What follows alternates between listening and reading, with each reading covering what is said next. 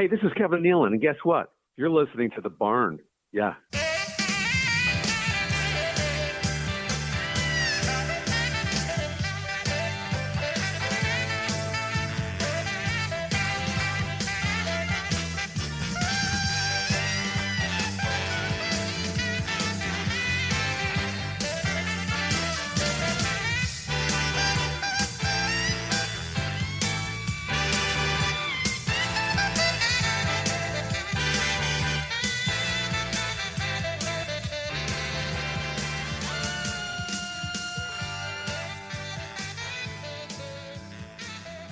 Hey, appearing next week, October 13th, 14th, and 15th at the Helium Comedy Club, St. Louis native spending his first several months of his life in St. Louis. It's Kevin Nealon. Hey, welcome to the barn, Kevin.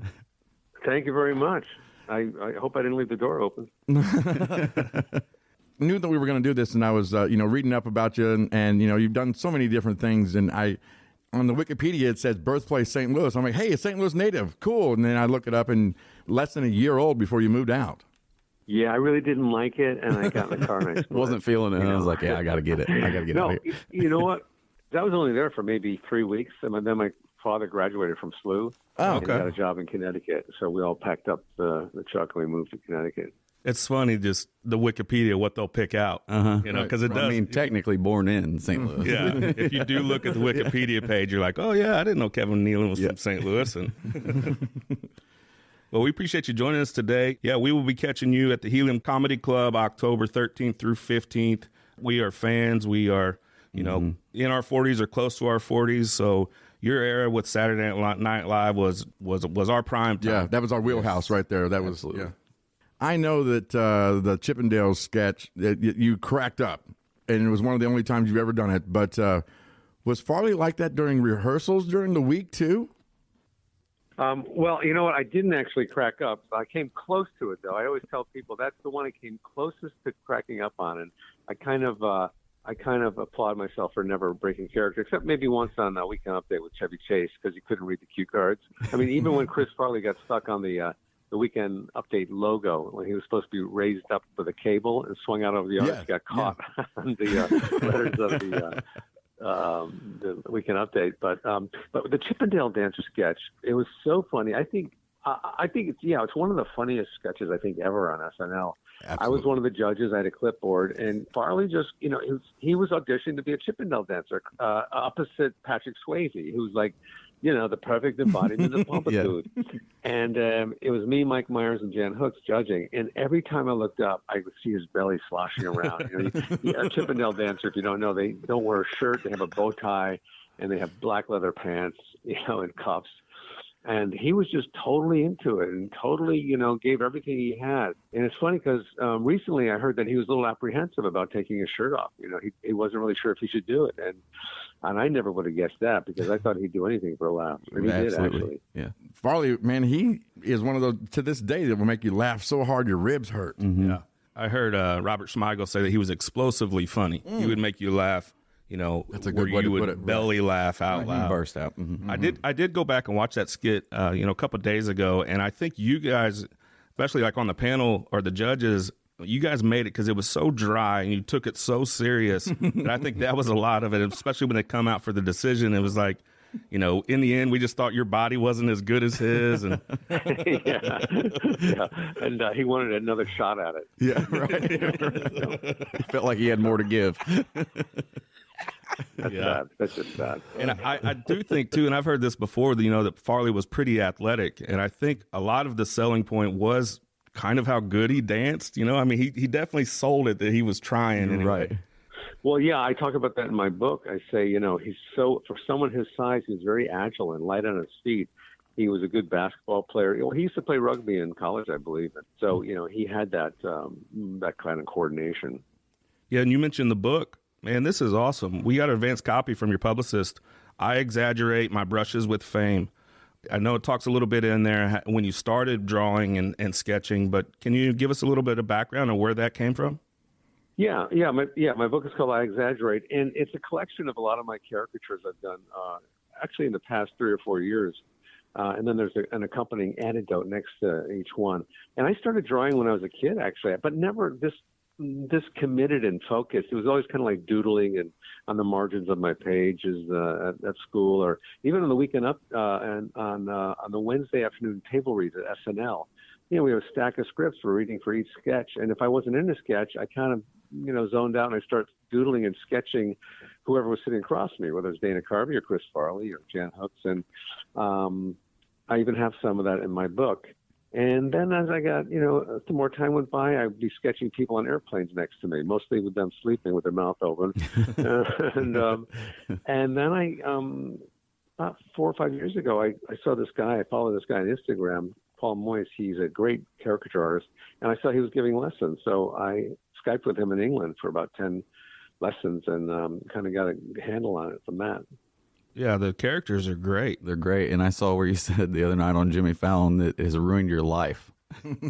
Well, yeah, in a way it has. I mean, I've been doing this so much, especially for the book.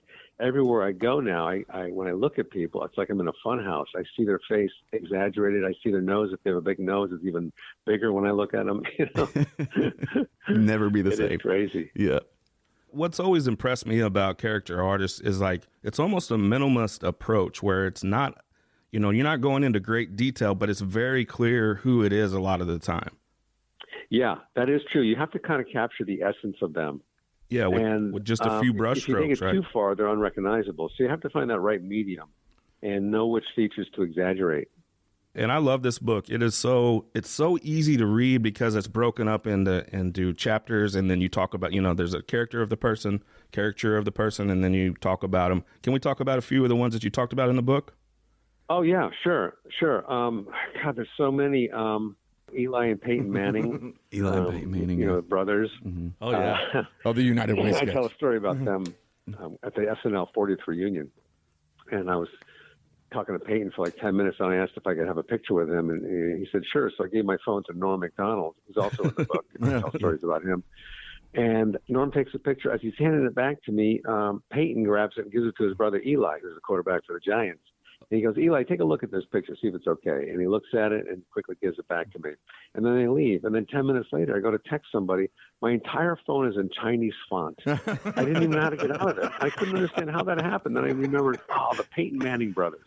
Yeah. They are hilarious. Yeah. And I had to chase them down and have them fix it. Talk about a couple funny guys. Those guys could have been on SNL. I love their Monday Night Football. The Peyton Manning United Way sketch is awesome. And Eli doing the Little Brothers Club, that's phenomenal. That's good stuff. He's like, leave me alone, Peyton.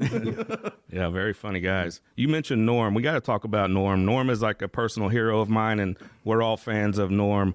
But you mentioned in the book about Norm's Twitter. When Norm went on, I think he discovered Twitter, he used Twitter almost as like he was talking to a buddy.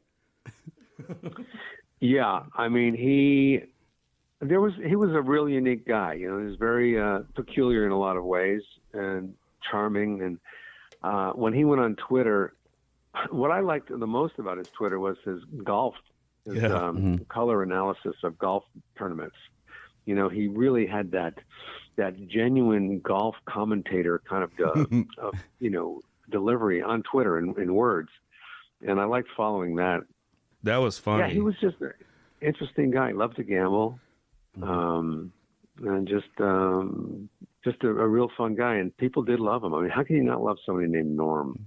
Right. I loved his golf stuff too, because it would just be so plain. Like, Tiger Woods has a 5-foot putt. We'll see if he makes it. And then the next tweet would be like, yes. So if you're not, he would say things like, Tiger Woods squeezes in, squeezes in his Titleist on the 7th round. And if you weren't following along, if you read those out of context, you would have lost. You would have no idea. Yeah, exactly. Two people, Farley and Norm, that this is such tragedy to lose them. Even Phil Hartman, what a tragic incident that was. Yeah. So three members from my cast. Mm-hmm. I think maybe there's more. I can't remember. What was it like working with Victoria Jackson? Victoria, she was very, she was unique and peculiar too. But she was interesting. That was an interesting kind of a dynamic that Lauren put in the mix. Yeah, I'm a big fan of Weird Al, so I watched UHF probably 500 times. So she was one of my favorites when I was growing up. Oh yeah, I like Weird Al too. We're buddies. Yep. Cool. Play music together sometimes. I saw him in concert. It's just a lot of fun. I did a hike with him on my hiking show. Oh, I have to check that one out. Actually, the Four Seasons premiering October 27th. So you could check out my hike I did with Weird Al awesome. on YouTube. Very cool. More costume changes in a Cher concert when you see Weird Al live. That is true. He is so dedicated to this art form, and what an entertainer though. Absolutely. Oh, for sure. I was a big fan of weeds. Talk about that show, and what do you smoke? What's stunt weed? What is it you're actually smoking now? Well, what we smoke on that show, and what anybody smokes on any movie or TV show, where it looks like they're smoking cigarettes or they're smoking pot, it's called the honey rose herb, and it's a much more softer version of tobacco. It's an herb, is what it's called. It's not supposed to do anything, but I don't smoke, so it makes me a little lightheaded. Mm-hmm. And man, we smoked a lot of that in 8 seasons. And then also, you know what? They get it from the honey rose herb cartel in Colombia, so it's got a little bit of a kick to it, you know. Yeah, right, sure. Well, it's funny. I was hired on that show as just a guest star on the pilot, and Jenji Cohen, the creator, really liked my character, so she decided to keep me on for the entire run. And when I first got the script, I saw the cover said weeds, and I thought, not another stoner thing. This thing's been done to death, Hey, dude. And then I read it, and I said, wow, this is entirely different. It's a great story. They're great characters. So I had to audition for it. And it was just one of those right fit things, She saw me, and she goes, I'm definitely Doug Wilson. And so I started off kind of as a peripheral character, and then kind of worked my way in more and more, and became more of a central figure on the show. And it was a great experience, man. I loved it. I worked with so many of those people were such great actors, and I was just in awe. Mary Louise Parker. I mean, I learned so much about acting from her. Absolutely. Kevin, we appreciate your time today. We know your time's pretty limited, but we are going to be catching you at St. Louis Helium Comedy Club in St. Louis, Missouri, October 13th through the 15th here in a couple weeks. And we can't wait for the public to get the book, I Exaggerate, My Brushes with Fame, and that's out October 25th, and you're doing pre-orders now. We appreciate your time today, Kevin. Yes, thank you so much. My pleasure. My hiking show is October 27th on YouTube, you guys. Thanks. October 27th. Thanks, Kevin. Yes. Absolutely. Take care, buddy. Okay, thanks, pals. Bye-bye.